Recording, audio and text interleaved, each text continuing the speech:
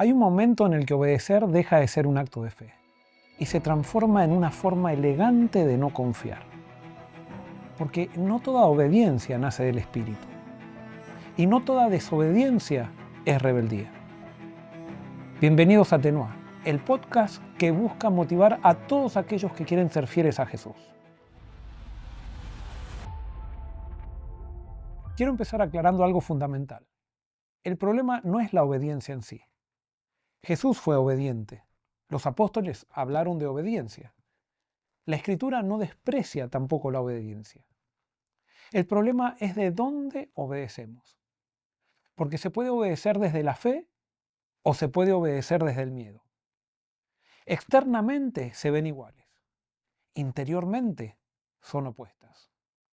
Una obediencia nace de la confianza. La otra nace de la inseguridad. Y solo una de ellas es fruto del Espíritu. Y déjame hacerte una pregunta incómoda. ¿Puede alguien obedecer y no creer? Y la respuesta es sí. Se puede obedecer por costumbre. Se puede obedecer por presión social. También se puede obedecer para no quedarse fuera. Es más, se puede obedecer para no perderse.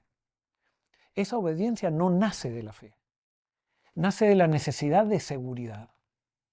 Y cuando la obediencia se convierte en un mecanismo de autoprotección, deja de ser una expresión de confianza y se transforma en una forma sofisticada de incredulidad.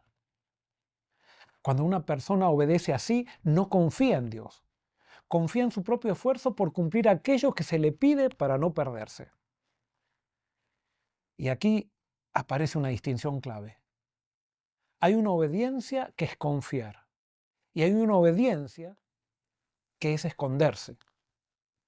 Confiar es decir, creo en ti, aun cuando no entiendo. Esconderse es decir, obedezco para no enfrentar mis miedos. A veces usamos la obediencia para no tener que mirar nuestras dudas, nuestras preguntas, nuestra fragilidad. A veces obedecemos para no tener que pensar por nosotros mismos.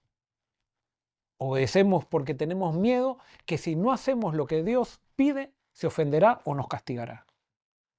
Nos escondemos detrás de reglas correctas para no exponernos a una fe viva, donde todavía no tenemos todas las respuestas.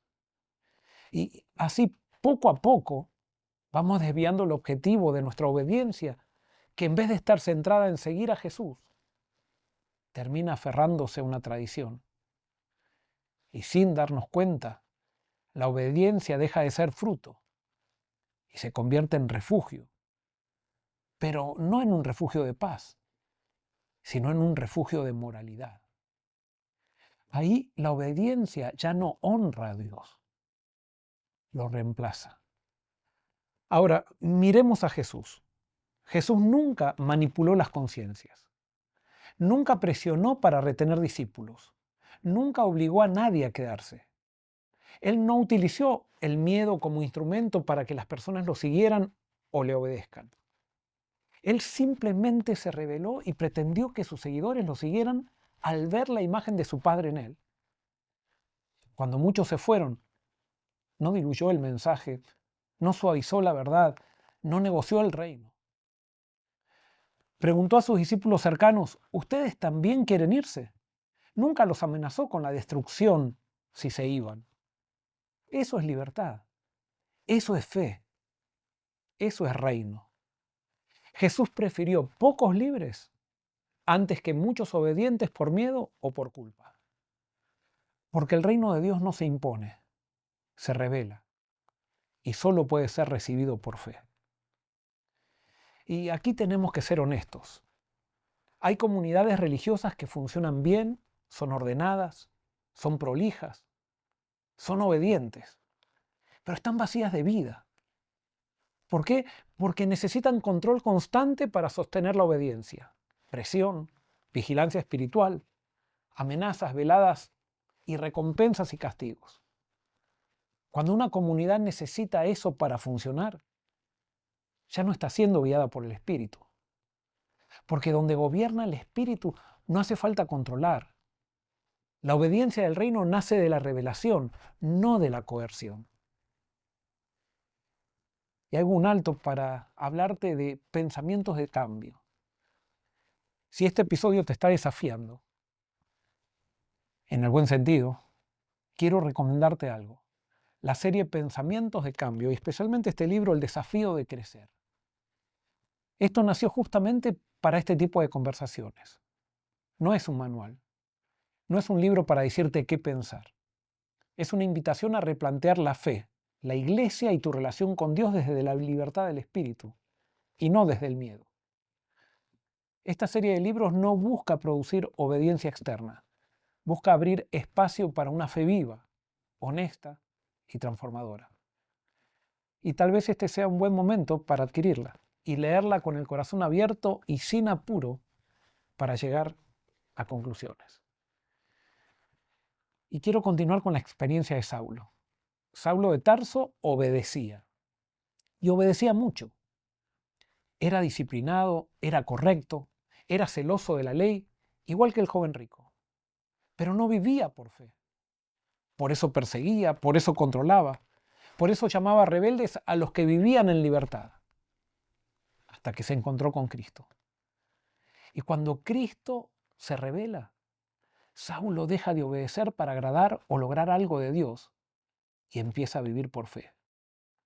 Ahí nace Pablo. El problema nunca fue la falta de obediencia, el problema fue la ausencia de fe.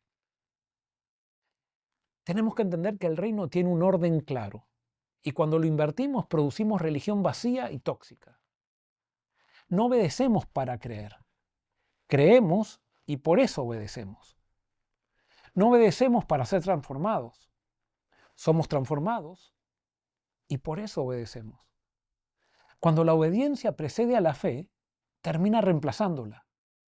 Cuando la fe ocupa su lugar, que es el resultado de conocer a Dios tal cual es y tal como lo mostró Jesús, la obediencia vuelve a ser lo que siempre debió ser, un fruto natural de una vida rendida. Si miramos esto con más profundidad, descubrimos algo revelador. Dios no nos pide obediencia. La ley es la que pide obediencia. Lo que Dios busca es fidelidad. Y la fidelidad nunca actúa en el vacío. Es siempre el fruto de una relación de amor. Una persona puede obedecer sin amar. Puede cumplir, alinearse, obedecer cada mandamiento y aún así tener el corazón lejos. Pero quien ama de verdad no está calculando si obedece o no. La fidelidad, en cambio, brota naturalmente, porque no responde a una norma, responde a una relación. Y eso es exactamente lo que Dios desea que experimentemos. No una vida gobernada por la obediencia, sino una vida transformada por el amor que produce la fidelidad. Cuando la Biblia describe la relación de Dios con nosotros, afirma algo muy significativo. Afirma que Dios es fiel. Nunca se lo presenta a Dios como obediente. Dios no obedece a una ley externa, porque la ley no está por encima de él. Su ley es la expresión de su propio carácter. Dios no cumple mandamientos, los encarna y los revela. Vive en coherencia con quien es. Y eso es lo que lo hace fiel. Nosotros, en cambio, mientras no hemos sido transformados por Dios, vivimos obedeciendo una ley. ¿Y eso está mal? En cierto sentido, no. La obediencia a una ley nos protege de las consecuencias del mal, pero no nos transforma el corazón, ni nos alinea con Dios tampoco. Lo único que hace la obediencia a una ley es que vivamos un poco mejor en esta tierra, porque la obediencia por sí sola no produce plenitud, no genera gozo, no genera relación ni confianza, y muchas veces termina degenerando en represión interior, que termina explotando secretamente en los pecados más viles o en violencia para con aquellos que hacen aquello por lo que nosotros nos reprimimos. Por eso Jesús, si entendemos bien su mensaje, no llama a la obediencia, llama a la fidelidad. Él quiere que seamos como es su Padre, fieles, no obedientes. Porque Él es fiel no por cumplir normas, sino porque vive desde el amor. Y el amor siempre se expresa en relaciones comprometidas. No se puede ser fiel por miedo, aunque sí se puede obedecer por miedo. La fidelidad solo nace del amor. Muchos obedecen por temor. Y en una obediencia gobernada por el miedo nunca puede habitar la satisfacción del reino. Quiero terminar con una pregunta sencilla, pero que puede ser profundamente perturbadora. ¿Desde dónde estás obedeciendo? ¿Desde la fe o desde el miedo? ¿Eres fiel u obediente? Y quiero aclararte algo. Este no es un llamado a desobedecer a Dios. Es un llamado a volver a creer. Es un llamado a la fidelidad que viene de una relación de fe, amor y confianza, que es el resultado de conocer la bondad y el amor de Dios para contigo. Es un llamado a soltar la obediencia que se volvió refugio engañoso y abrazar la fe que se anima a confiar y que viene desde dentro. Porque cuando obedecer ya no es fe, Cristo deja de ser el centro y la religiosidad ocupa su lugar.